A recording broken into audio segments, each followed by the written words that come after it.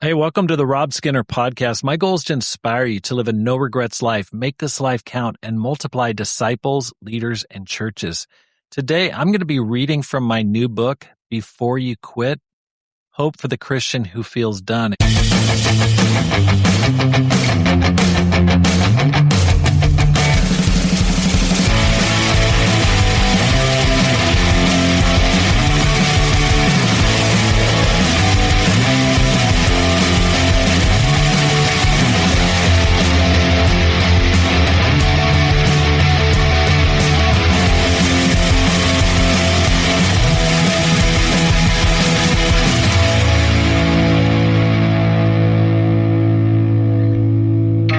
Just came out with this, really excited about it. I wrote it because I was tired of people walking away from their relationship with God and from the fellowship.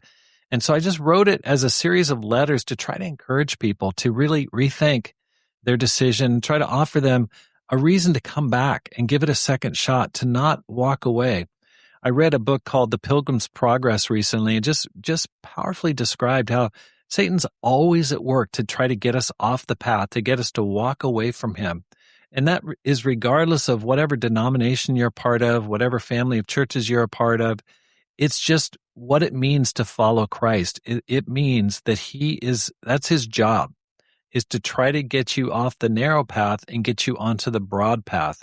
And so I just wrote this as a source of encouragement. These are things I've learned over the course of my nearly 40 years in ministry and 40 years as a Christian.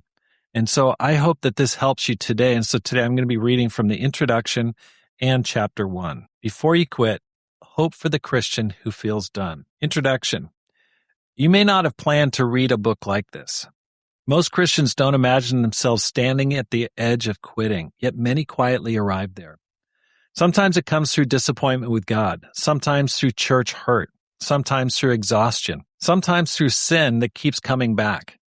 You still believe, you still care, but the fire that once burned bright feels like it's fading. This book is written for you. Over the past 40 years, I've watched many sincere Christians walk away. Some were leaders, some were brand new believers, some had served God faithfully for decades. Many didn't leave loudly. They drifted quietly. I wrote this book to reach people before that moment, before you ghost the people who love you, before discouragement hardens into cynicism, before disappointment becomes distance.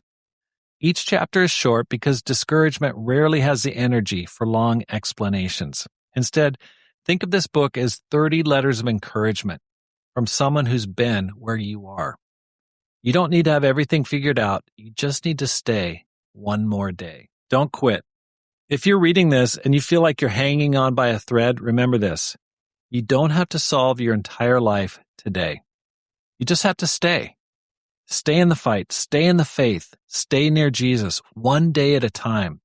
And if you need encouragement, reach out. You are not alone. Rob Skinner. Week 1. When the fire goes out, naming the pain honestly. Hebrews chapter 10, verse 35 says, "So do not throw away your confidence. It will be richly rewarded." There are moments in the Christian life when the fire that once burned bright begins to fade. You still believe in God. You still care about doing what is right, but something inside feels hollow. The excitement you once had is gone.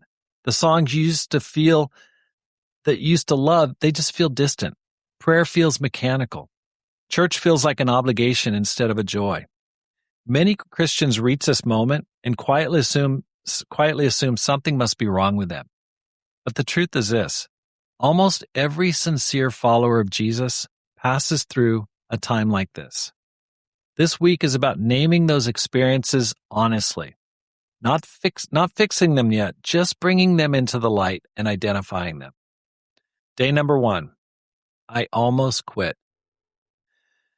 I don't want to be here. I looked around the auditorium at people singing with smiles or with eyes closed, and I realized I didn't want to be there anymore. I felt like I didn't fit in anymore. I didn't feel the excitement, the inspiration, or the spirit, whatever that meant. I felt empty, tired, and hopeless. I had become a Christian a couple of years before, and I had charged out of the gates. I bought a brand new NIV, Zondervan Study Bible. I went to all the services, told everyone I knew about my new faith. I wasn't sure what had happened, but something had changed deep inside. I didn't want to leave God, but I didn't want to stay in the miserable state that I found myself in. I didn't lose my faith, I lost my joy. You might find yourself in a similar situation at any point in your Christian life. A deep sense of emptiness, alienation, and disappointment is slowly creeping into your once vibrant thought life. Church politics, spiritual failure, old sin creeping back in, and people letting you down can all contribute to wanting to walk away from it all. If you're wrestling with whether you want to keep going spiritually, I want to talk to you for just a little bit.